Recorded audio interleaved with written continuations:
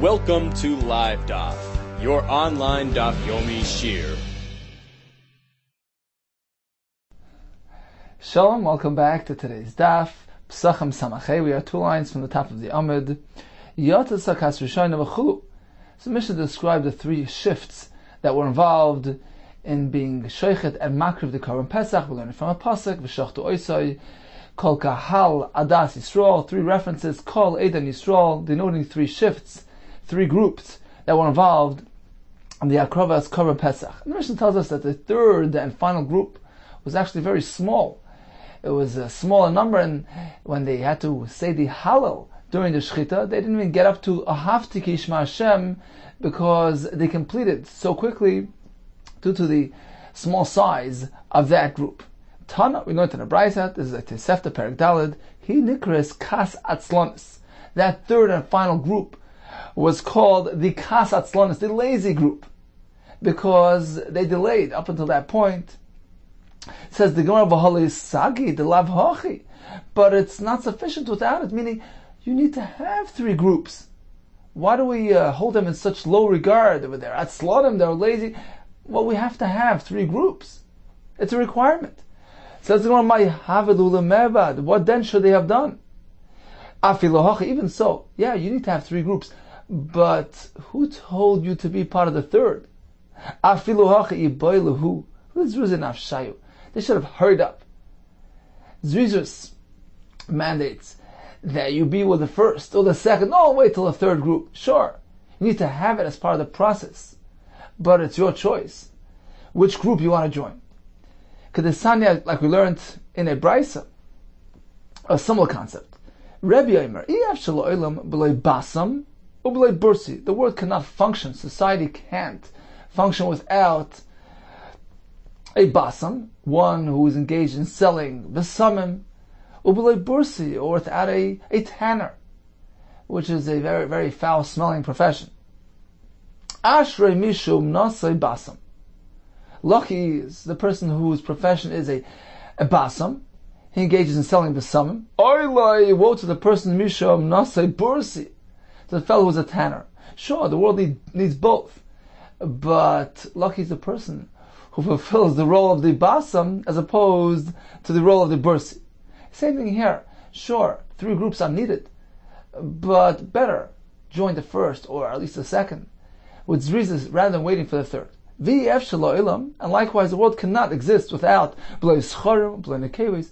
Ashri mi shebanim zcharim, lucky is the fellow who has a zcharim, oiloi mi shebanim nekevos.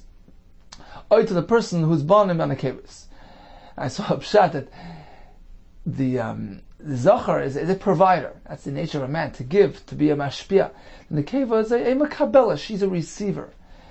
So perhaps the pshat over here is referring to the sons of a person. Lucky is the man whose sons, mishabanav, have a nature of a Zachar, of a true Zachar, of a giver. Shabanav Zacharim. Oy Shabanav, whose sons don't play their appropriate role. Instead of being mashpim and givers and providers, they are receivers. In any case, the point here is that a person is meant to endeavor to be a zariz, to daven that he should play a prominent role in society, be a basam rather than a bursi, and one should be mishtadal and daven, etc., to attain the status of ashrei mi shebanav zcharim. Continues the Mishnah. So the same process that applied during the weekday would apply if Erev Pesach falls out on Shabbos, except for one thing. The Mishnah says the Kohanim would choose to rinse the floor of the Azara, and it was Shaloi B'Ratzon Chachamim, against the wishes of the Chachamim. Says the Gemara, Shaloi B'Ratzon Man, against whose wishes was it? Omer Rav Chizda Shaloi B'Ratzon Rabbi Lezer. It was against the Ratzon Rabbi Lezer, who held that sweeping or rinsing a floor on Shabbos is a melacha deraisa. We're speaking that it's a earthen floor, of course, and by doing so you are straightening it out, and that's a melacha of boina. And since it involves a melacha deraisa, it was not allowed, even in the Beis Hamikdash, because this wasn't needed for the carbon. The carbon was already brought. So the Kohanim who rinsed the floor were going against the will of Rabbi Lezer. The Rabbanan, because according to Rabbanan, it wouldn't be such a concern. Ha'amri shvusu. They maintain that this concept entirely is a shvus. Rinsing a floor on Shabbos is only the Rabbanan. Vein shvus b'migdash. In the Beis HaMikdash, a shvus wouldn't apply. So there wouldn't be a concern. Ma'hi, where do we find this discussion? That according to Rabbi Lezer, it's a melacha. The Rabbanan, it's only the Rabbanan, a shvus, the sanya. Echad achaylev, whether a person draws milk from an animal, a machabitz, or he produces cheese, he puts his milk together with some type of congealing agent, v'hamagabin, or a person forms a block of cheese. All these are regarded as a malacha. K'groigros. So if he did it with a shear, an amount which equals a dried fig, he has done a malacha. Which malacha? Rashi explains. Milking an animal is derived from the malacha of dash. It's called mafarik, a tilad of dash. Just as when a person threshes, he is removing the kernel from its encasement. Likewise, any time a person draws something out of its place of growth, that is considered a malacha. So that addresses chaylev. Machabitz, where he's producing cheese, so essentially it's a version of boirer because he's separating the milk from the whey, from the mei chalav. So that's boirer. And megabin, where he's forming a block of cheese, that derives from the malacha of boina. That's the first part of the brayse. Continues the brayse. Hamachabit, if one sweeps the floor, v'amarabitz, he rinses it. V'aroide chaliz dvash, or a person removes honeycombs from its place in the hive. V'aroide chaliz dvash b'shoigeg. So all these things that were done by mistake, b'shabbos, chayav chatas, he brings a chatas. Hazed b'yontiv. If it was done on purpose on yontiv, so like it's arbayim, which is the penalty for a malacha on yontiv. Dear Rabbi Lezer, who maintains that all these activities involve a malacha. They disagree. Whether sweeping or rinsing, he says that they're only considered a shvus.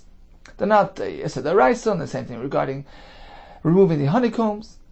So getting back to our Mishnah, which describes the Kehanim rinsing the floor of the Azorah and doing it against the will of the Chacham, apparently it's against Rabbi Lezer's Ratzin, who maintains that it's a malacha, and therefore in the Mikdash it wouldn't be mutter. Whereas according to Rabbanan, since this whole thing to begin with is only the Rabbanan, it would be mutter in the Beis HaMikdash. Rav Ashi Amar, no, afilu tema shaloi b'ratzin chachamim. You can say that this was done even shaloi b'ratzin of the shitas chachamim as well, who maintain that generally it's only a shvus. But here in the Beis HaMikdash, it would still be asur. You know why? For Rabbi Nasani, who follows Shittas Rabbi Nassan, the son of Rabbi Nassan, shvus tzricha hitiru. Chacham only allowed in the Beis HaMikdash a shvus which was needed for the avodah. Shvus she'ena tzricha hitiru, as opposed to this type of shvus, rinsing the floor after the korban was brought, that's not needed for the hakrava, and therefore even though it's darbanan, it will be asur in the Beis HaMikdash. So in conclusion, the rinsing was done shaloi b'ratzin chacham. Either it's Rabbi Lezer, who maintains that it's a malacha, and certainly would not be mutter in the Beis HaMikdash, or following even Rabbanan. Generally, it's only the Rabbanan, but here it would be asur as well because it wasn't needed for the avodah. Continues the Mishnah. Rabbi Yehuda Omer, koisai memale. He would fill a kais with this blood mixture found on the floor of the Azorah and do a zrika on the mizbeach. Somehow that would provide a solution for a problem. Explains the Gemara Tanya. Rabbi Yehuda Omer, koisai memale medam ataroivos. He would fill a cup from the mixture of dam. Why? Because if one of the carbon Pesach's dam would spill on the floor, would never make it to the Mizbeach, Nimtzah ze machshir. So this process would remedy it, would be machshir. Amr loy Rabbi Yehuda, so the Chacham respond to Rabbi Yehuda, what's the point? You're trying to be machshir the carbon Pesach whose dam got spilled out. Well, it was never niskabel, it was never received in a kli. It was never a kabbalah. It went straight from the animal to the floor. Now we know that if the dam went from the animal into a kli first and then was accidentally spilled out, you can retrieve that dam and bring it on the mizbeach, because a kabbalah was performed. But if it went directly from the neck of the behemoth straight to the floor, that makes it possible, and zrika will no longer be effective. So that was the Chachamim's response. You're collecting this dam and putting it on the mizbeach, Well, the dam went straight from the animal to the floor. It's possible. Says Mumana Yadi. How would the Chachamim know that that's what happened? Perhaps it was received in a kli. There was a Kabbalah and then it was spilled. Rather, this is what the Chacham challenged. He said like this: perhaps it wasn't niskabel in the kli, in which case it will be dam pasla, as Tosfos explains, and therefore you can't bring it on the mizbeach. How would you know what happened? You see dam flowing throughout the azara. You're going to fill a kli and put on the mizbeach. Perhaps there's some dam pasl there, which is also to be brought on the mizbeach. Omar lehen afani lo yamart. He says, yeah, I only maintain my shita ela ben niskabel b'kli. Only in a case when it was really received in a kli, and the Kabbalah was done, and then was spilled out. In which case the dam is kosher, l'zrika, and by picking up the remnants, he's going to remedy that carbon.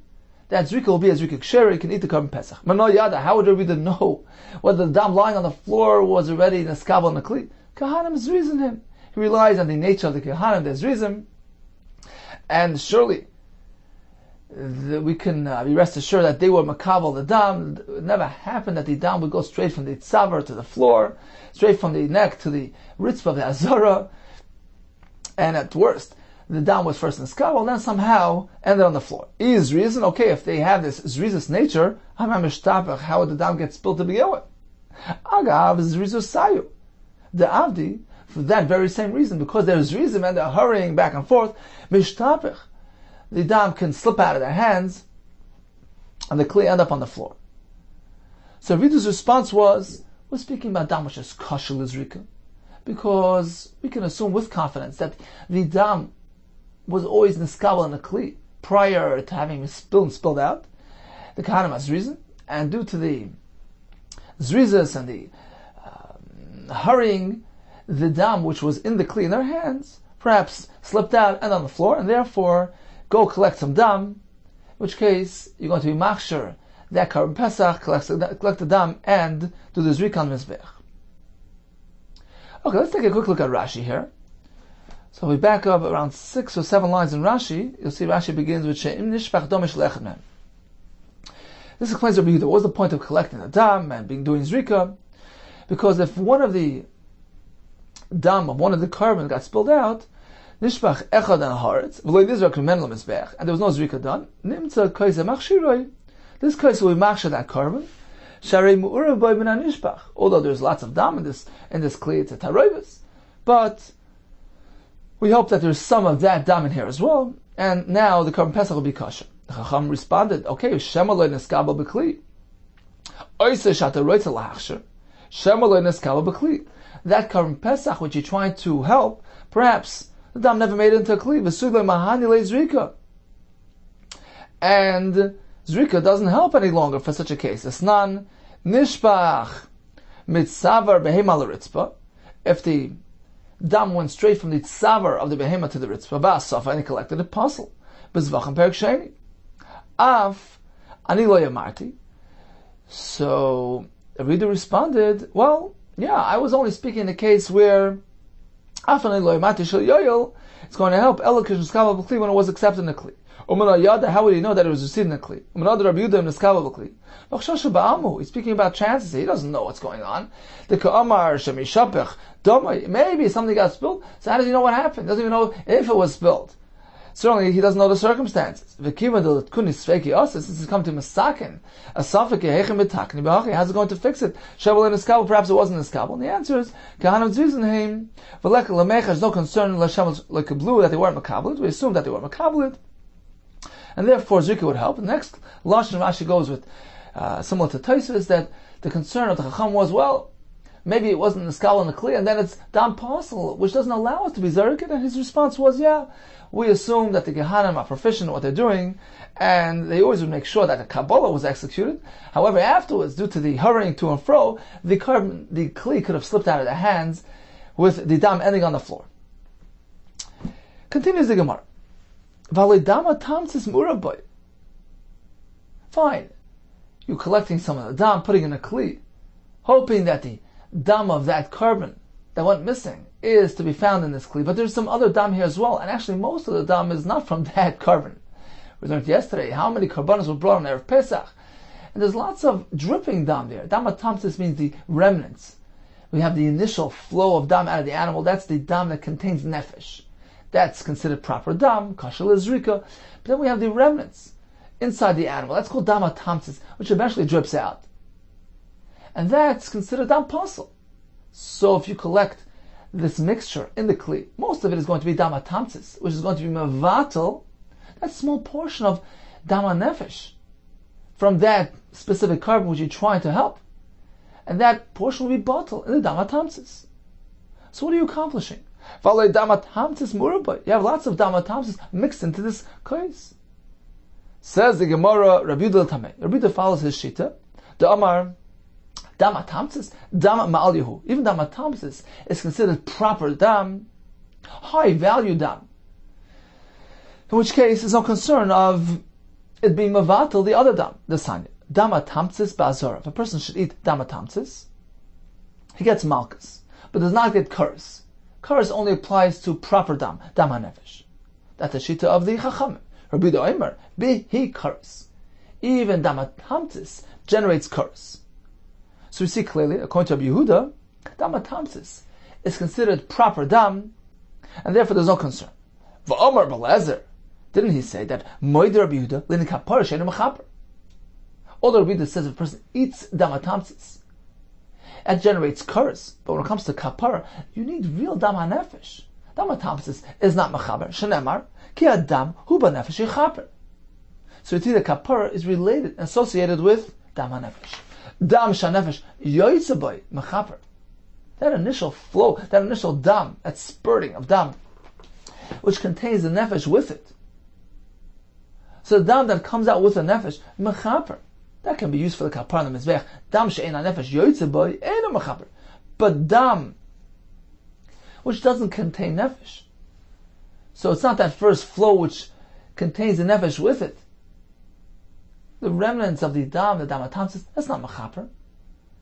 So what are you accomplishing by filling up a kais with the mixture of dam found on the floor, which contains many different variations of dam? And presumably most of it is not dam nefesh, which will be mevatel, that small amount of dam nefesh, which is in there. Says the more Ella Rabbi Yehuda Tamei. Apparently Rabbi Yehuda is following his shita stated elsewhere in Zvachim. The Omar ein dam mevatel dam. He says that dam can't be mevatel dam. That's the concept that we learn elsewhere, that min b'minay lo batel. When you have two different types of things, one is mevatel the other. Since they contrast each other, they negate each other, but when you have two of the same type, we have two types of dam, which are essentially same in nature. They're both dam, they're not mevatel each other. Therefore, Rabbi Yehuda held that there's a point in filling up a kli with the dam found on the floor, even though most of it is dam atamsis, and not roi for kapara. But since we have dam and dam next to each other, one is not mevatel the other, and the small portion of dam which is dam hanefesh, which belongs to that Karan Pesach, who's dam hanefesh, what missing? That small amount will not be batel, and by doing the zrika, you're going to fulfill the zrika for that carbon, and it'll be a takana for that carbon, whereas the Chachamim hold that even min b'minay batel. So the dam atamsis is going to be mevatel the dam hanefesh found in this cup. So there's no point, there's no accomplishment here. In doing zrika, in any case, the dam hanefesh is batel. Continues the Gemara. Tanya, Omer lehen, Rabbi Yehuda Chachamim. Rabbi Yehuda responded to the Chachamim. You maintain that there's no point in doing the zrika with the dam taroivis. L'divreichem, according to your approach, lama paikikin es azor. So why then do we know that the Kayhana would plug up the outlet of the dam going out of the azara? What was the point of doing that? So according to me, very simple, they wanted to prevent the dam from leaving, from draining out, so that they could collect it and do the zrika. But according to you, they didn't do that. So why did they close up the drainage system? Amar Loi Chacham responded, it's unrelated to the zrika, rather it's shvachu lebnei Aaron. It was something of a praise, something commendable, lebnei Aaron, to the Kayhanim, sheyelchu ad ar kuvoisem b'dam, that they should go knee deep in the dam of the Azara, the Karbonos, get really involved. Or they shvach. Therefore, they wanted to fill the place with dam so that it would look that like they're eagerly and overly involved in the akrava of the carbon. So that's the point, that's the purpose, nothing to do with zrik. Asks the Gemara. Now we know that the kohen is meant to position himself directly on the floor of the Azara when he does the avodah. If the floor is full of dam, it's presenting a chatzitza. Lachu, it's moist, it's liquid, and it doesn't present chatzitza. Kedesanya hadam, v'adyoy, or ink, v'hachalav, or milk, v'advash, or honey, yiveshim chaytitzin. When they're dry, they present a chatzitza. Lachen ein chaytitzin, when they're wet, they don't create a chatzitza. There's two approaches in Mefarshim. Some say because a davar lach, a person's not makbid on it, so it's bottle. Or some explain because liquid is permeable and doesn't create that barrier. So we address the chatzitza issue. There's no concern here because the dam on the floor of the Azara was flowing, was liquidy, and did not create a chatzitza. Says the Gemara, fine, there was no chatzitza. But we know that the kohanim are meant to wear clean begadim. If the floor of the Azara was knee high with blood, their begadim would become dirty. Tanya, we learned in a brisa, hoyu begadim mitush tashan. If the begadim of the kohen would be soiled, va'avad, and he did the avodah with this type of beged, avodah se psula, it's possible. The pasuk says, l'chavod l'sefaris, meant to look nice and beautiful. V'chit hema demadlu lulumanayu. Perhaps you'll say that the kohen would lift their begadim to avoid contact with the dam. V'atani, we learned in a brisa, they can't do that. Midoi bad. Pasuk says that the kohen is meant to wear the beged, which is midoi bad. Bad is the material, and it's midoi. It's meant to conform to the size. Midoi kimidasai. It's meant to be according to exact size. And Rashi says shaval aretz. So the beged is meant to go all the way down to the aretz. We're speaking about the ksainas, I assume. So it's meant to go all the way down. Shlo yechsar. It's not meant to be missing. It's not meant to be lifted. Shlo yoser, or dragging on the floor. It's meant to be exact, custom made. So they couldn't lift their beged off the ground. And while it's dragging, while it's reaching the ground, it would certainly come into contact with the dam and become soiled. Says the Gemara, was speaking during transporting the ivarim of the carbon to the kevesh, the ramp of the mizbeach, the lav avodah, that's not considered a proper avodah. And in that case, even if their begadim are dirty, or if they would lift their begadim, there's no concern because this type of activity doesn't require bigdei kahuna. Says the Gemara, v'loi, it doesn't need bigdei kahuna, it's not considered avodah. V'amidaboi kahuna, but since a kohen is required for this process, transporting a varm to the kevesh requires a kohen. Avodah, apparently it is considered avodah the same. V'ikir ha-kohen es ha-kol ha-mizbecha. The pasuk here is including something. He's going to bring everything to the mizbech. What does that mean? Zuhay lachas a varm the kevesh.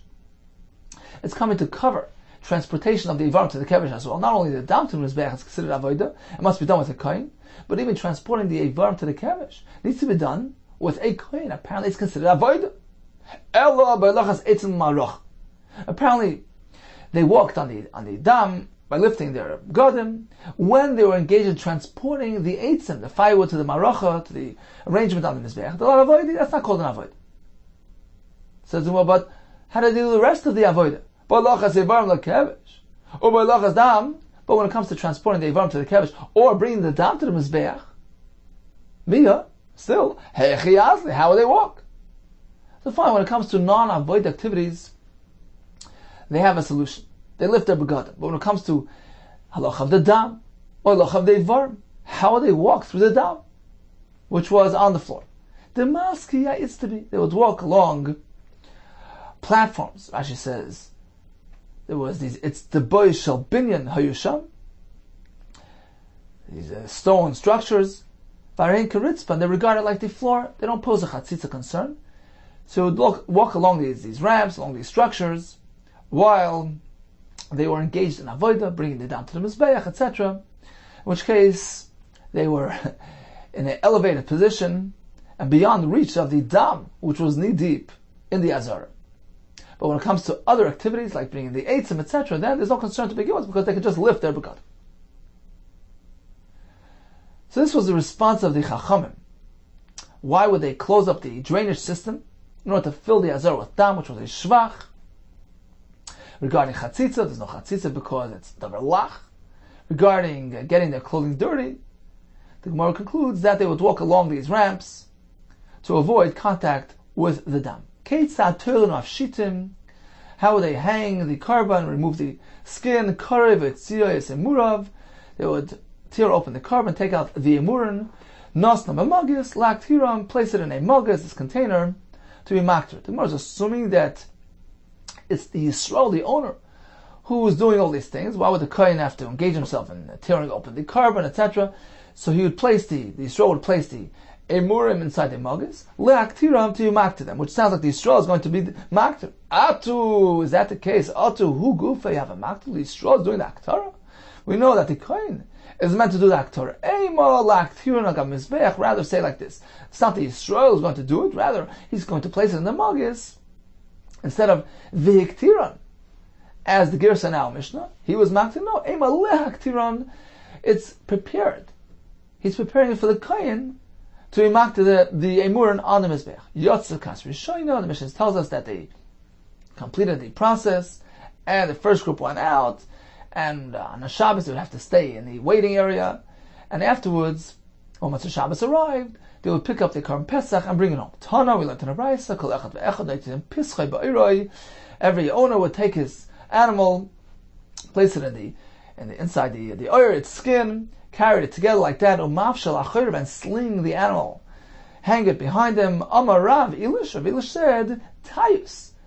What is the proper description of this process? Like the Seicher Yishmaeli, like the Arab merchant who would carry animals over his back. So the point here is, despite the fact that it's not so respectable for a person to lug around an animal on his back, but they wouldn't hesitate to degrade themselves. They didn't regard this as a negation of their kavod because it was involving themselves in a carbon. So for the kavod of the Karban Pesach, everybody wouldn't hesitate to go carry the animal around like this from the Beis Hamikdash all the way to his house.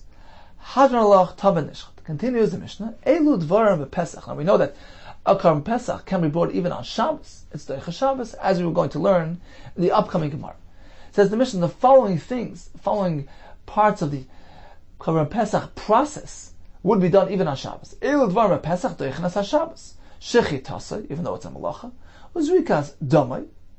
The Zrika, although it's not a malacha, the Mishnah mentions it together with everything else. It says it was Agav Shchitasa, just puts it on the list. Umiche Krovav, the Gemara will explain what this is. V'aktaras Chalovim, and the Haktara of the Chalovim, all these things are the Shabbos, because these are things that are needed to be done today.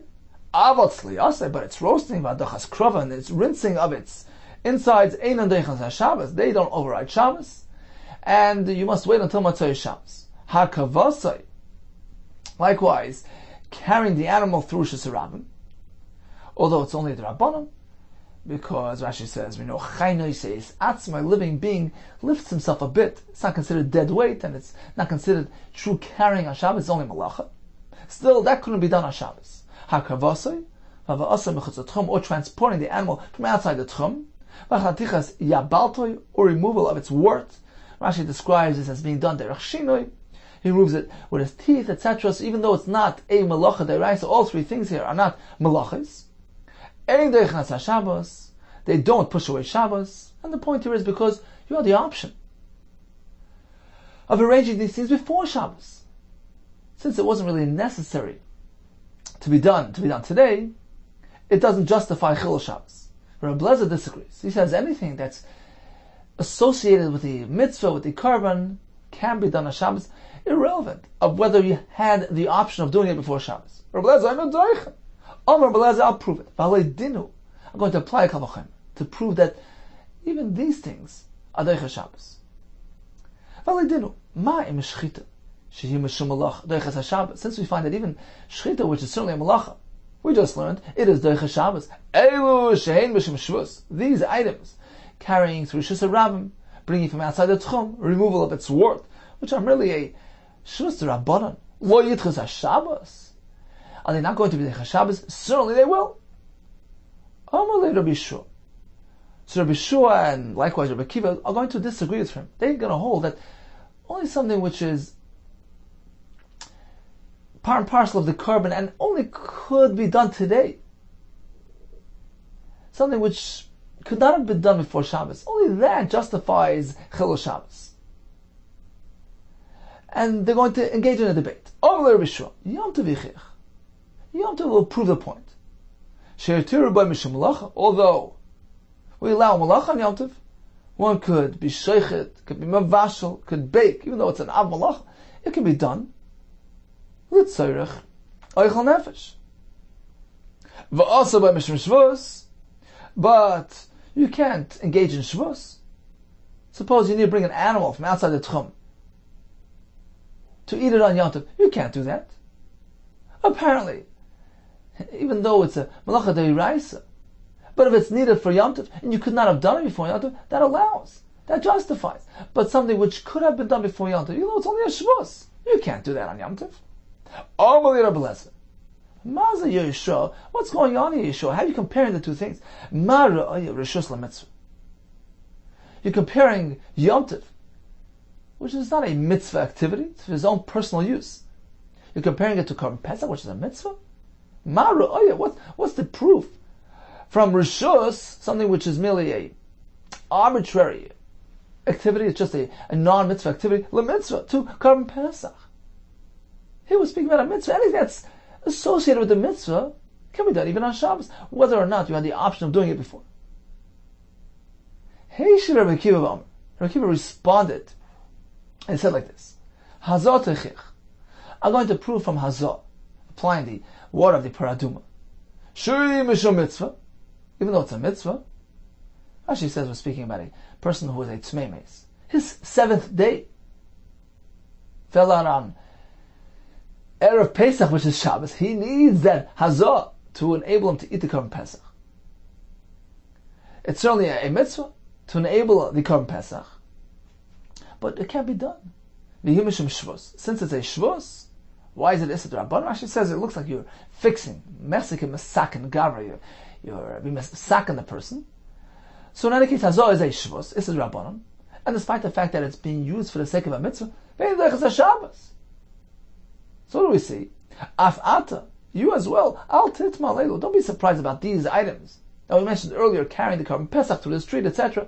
Shava b'shein mishum mitzvah, even though they're for the sake and purpose of a mitzvah, ve'im mishum shvus, and they're merely a issa d'Rabbanan, lo yitchus HaShabbos. Certainly we can understand why they're not Doicha Shabbos. Just as hazah, despite the fact that it's for a mitzvah and it's merely a shvus, does not justify Chilul Shabbos. Omalei Rebbe Lezer. So Rebbe Lezer responded, actually, you make a good point, but I'm going to reverse matters. And exactly on that, on hazah, I'm going to apply the same kavachayim to matter. You're giving me a fact. You're coming with an absolute. Hazah is asur, and carrying the animal will be asur as well. Rashi says that Rabbi Kiva actually heard that from Rebbe Lezer, and apparently Rebbe Lezer forgot that he taught Rabbi Kiva that hazah is asur. So Rebbe Lezer responded, actually, hazah also will be mutter, but le'ani done. I'm going to apply the same formula to hazah and be matter it. Uma im shchita she'im mishum malacha derech Shabbos. Since we find that even shchita of a Korban Pesach, which is a malacha, is derech Shabbos. Hazah shehi mishum shvus. Certainly hazah, which is merely a shvus to Rabbanan. Ein din derech Shabbos. Of course, it should be derech Shabbos. So you're coming with a given, a fact. Hazah is asur, and likewise everything else that's a shvus, even if it's for a mitzvah, it's asur. Just the opposite. The same kavachayim that I applied before, I'm going to apply to hazah. I mean, matter hazah for the sake of a mitzvah on Shabbos. Amalei Rabbi Kiva, oy chiluf. Perhaps just the other way around. Oy chiluf. Mahim hazah she'im mishum shvus. Ein derech Shabbos. See again, Rabbi Kiva knew. He knew for a fact that hazah would be asur. He learned it from Rebbe Lezer. So he was trying to drive home that point. You're working in one direction. Perhaps you should be working in the reverse direction. Maybe just the opposite. Since we find that Azah, which is only a Shvus Rabban, does not justify Chilul Shabbos, even if it's for a mitzvah. Shchita, she mishum malacha. Of course, Shchita, which is a malacha, Shchita of the Korban Pesach, certainly, it should not be Deicha Shabbos. More later explains that Rabbi Kiva was simply trying to hint to him. Look, you yourself taught me that Hazor is not Deicha Shabbos. That's what he's trying to drive home here. Look, Hazor certainly is not Deicha Shabbos. So if anything, we can derive from there that Shchita also will be Asr. Instead of saying, just as Shchita is mutter, Hazor certainly is mutter. Just all the way around. Hazor is Asr, maybe even Shchita would be Asr. Of course, he didn't really subscribe to that. Of course, everybody agrees that Shchita is mutter. But he's simply trying to send them a message that, yeah, Hazor is a fact. Hazor certainly is Asr. And likewise, all the other Shvus activities, carrying the animal through the street, removing its wart, even though it's only a Shvus. And it's for the sake of a mitzvah. There certainly is enough basis and grounds to make it Asr as well. Oh, Malira Blessed. So Blessed here was a bit irritated. Akiva, Akarta Mashakasa Batura. You're uprooting what it says in the Torah. You're suggesting that even Shechita of the Korban Pesach can be done on Shabbos? That's directly opposing the pasuk. Akarta Mashakasa Batura. B'mayadoi. The pasuk says, V'yasu v'nei Yisrael Pesach b'mayadoi. In its appointed time. Bein b'choyer, bein b'Shabbos. Whether your dalit falls out on a weekday or on Shabbos, you have to bring it in its right time. How could you even entertain the notion that Shechita of Korban Pesach will be Asr on Shabbos? Amalai Rebbe. So Rabbi Kiva responded to Rabbi Rebbe, Haveli Moyed La'elu. Bring to me, apply a designated time to these things. Going back to transporting the animal through the street, out of the tchum, removing of its wart. Could you apply an appointed time to these things? K'moyed Shechita, just as Shechita has an appointed time? Certainly, the pasuk says, B'moyade. But that's strictly regarding something which has an appointed and designated time. The Shechita has to be brought in Erev Pesach. Yeah.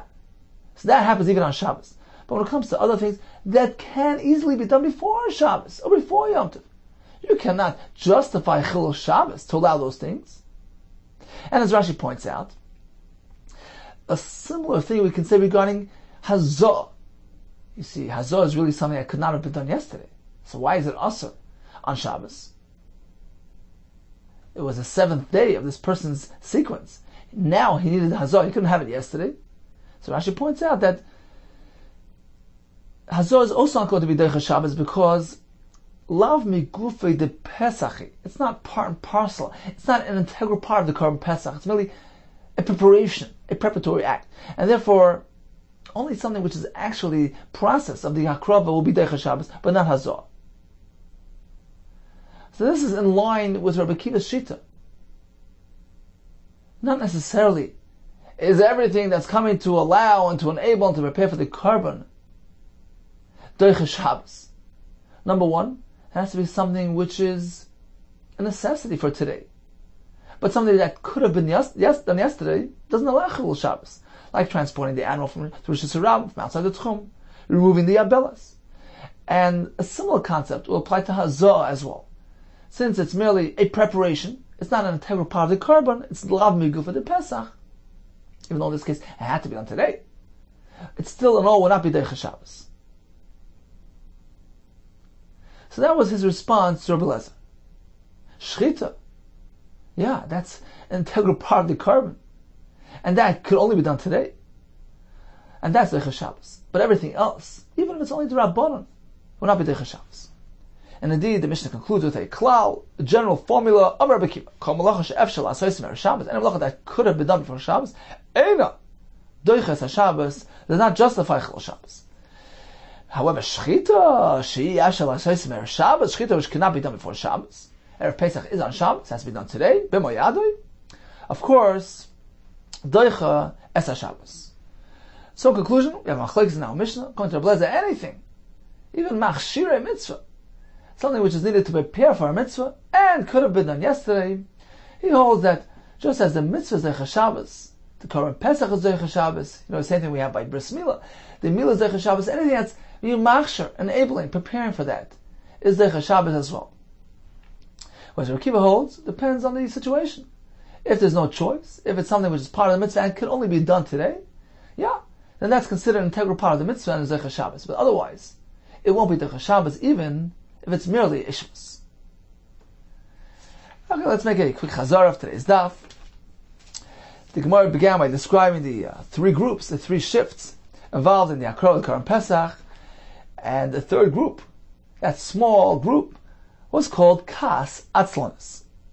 We learned that the Kohanim would rinse the floor of the Azar Shaloi B'Rtzon Chachamim, against the wishes of the Chachamim. It's either Rabbi Lezer, who holds that it's a melacha, and therefore certainly would not be allowed in the Beis HaMikdash, or we're speaking about Shitas Chachamim, who hold that generally rinsing is only Rabbanan. But in this case, since it wasn't needed for the Akrava, it would be Asar even in the Beis HaMikdash. We proceeded with the Shitas Rabbi Yehuda, who holds that ein dam avatal dam, one type of dam will not the other, and therefore pick up the mixture from the floor and do the hazah, hoping that there's some dam in there on account of the fact that perhaps there's some dam in there that needs hazah, the dam nefesh, which was spilled out on the floor. Even though there's lots of dam tamsis there, it's not going to be avatal dam nefesh, and it'll be a proper zrika.